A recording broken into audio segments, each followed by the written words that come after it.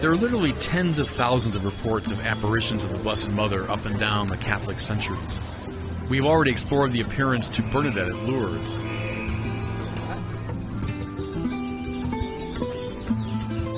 I want now to turn to a most extraordinary encounter between the Blessed Mother and, typically enough, one of her little ones. On December the 9th, 1531, just about 10 years after the Spaniards first brought the faith to this part of the world, an Indian man named Juan Diego, a recent convert to the faith, was making his way here along this hill of Tepeyac where I'm standing. He was on his way to Mass. He heard a burst of bird song. He turned to see where it was coming from, and he saw an extraordinary sight. There was a woman clothed in celestial light. She announced herself as the Mother of the Most High God, and she had a simple request for Juan Diego. He would ask the bishop to build a temple here in her honor. Being a simple, humble man, Juan Diego went directly to the bishop. He relayed the story to him. He took it in, but he also said, "I'd like a sign." Juan Diego returned here to Tepeyac on December the 12th. She invited him to take off his tilma. That was the simple, coarse garment worn by peasants. It was woven from cactus fibers. And in that tilma, she helped him to arrange a group of roses that were blooming despite the lateness of the year. That would be the sign for the bishop. Juan Diego took the bundle of roses. He went directly to the bishop. He was made to wait for a while. They say that officious aides of the bishop tried to find out what he was hiding in the tilma, but he wouldn't show them.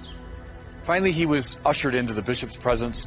He opened the tilma, the roses spilled to the ground, but then to his great surprise, the bishop and his aides were kneeling because something even more amazing had happened.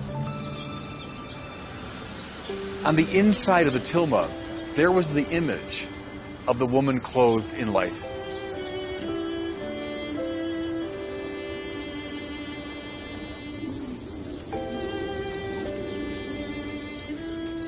One might be tempted to say, oh, it's a charming story from a simpler, more credulous time.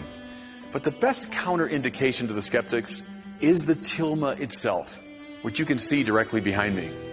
Studies have shown that it is indeed from the 16th century.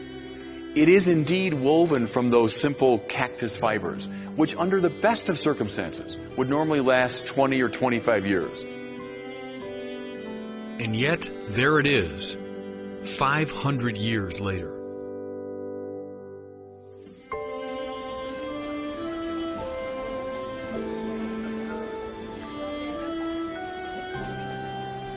And the image, the strange and beautiful image. Careful studies have revealed that no known pigmentation was involved in the making of it, and no underdrawing is discernible. More to it, the symbolic power of it is extraordinary. Here is a mestiza, not a Spaniard, not an Aztec, but a blend of the two races. She's called by the Mexicans La Morena, the brown-skinned girl. The cincture that she wears was an Aztec sign of pregnancy. She stands in front of the sun and on the moon, and her cloak is bedecked with stars. Sun, moon, and stars were all gods for the ancient Aztecs. This woman is greater than they. At the same time, she keeps her eyes down and her hands folded in prayer, acknowledging that there is one greater than she. And her name, Guadalupe, is probably a Spanish deformation of Coatlasupe. It means the one who crushes the serpent. The serpent was another chief Aztec divinity, and the crusher of the serpent is the one predicted in the book of Genesis.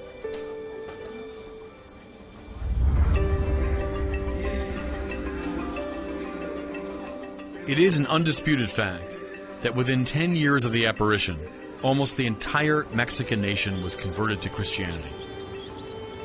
9 million people. This amounts to approximately 3,000 people per day for 10 years. A mini Pentecost every day for a decade. And the image continues to beguile, fascinate, and beckon. The shrine of Our Lady of Guadalupe is one of the most visited religious sites in the Christian world.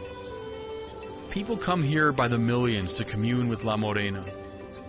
some approaching her in supplication, penitence, or gratitude, on their knees.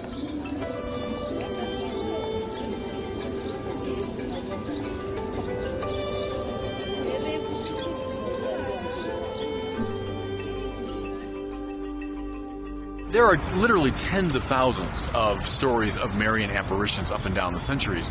Let's say many of which, if not most of which, are questionable. There are, however, some, maybe a handful, that are harder to dismiss, and they kind of haunt the mind. There's something about the detail of them, something about the integrity of the account, but then also, I would say, the consequences. You judge a spiritual act by its fruit. What's the result of it? You look at a place like this, and you can see this massive, first of all, the conversion of Mexico, which is the most extraordinary thing about Guadeloupe. Within 10 years of the apparition, the entire country has been converted. Where prior to that, the Franciscans had about 10 years, they'd made very few inroads. Juan Diego was kind of an odd duck, an Aztec would become a Christian. In the wake of Guadalupe, the entire country is converted. And then to this day, almost 500 years later, people still come. Contrasted to kind of a silly thing where people see an image of Mary in the salt dripping from the highway overpass. Remember that was a few years ago in Chicago. Well, no one bothers about that. That had no effect. No one goes there to this day. So I think you judge it by its fruit, by its consequences.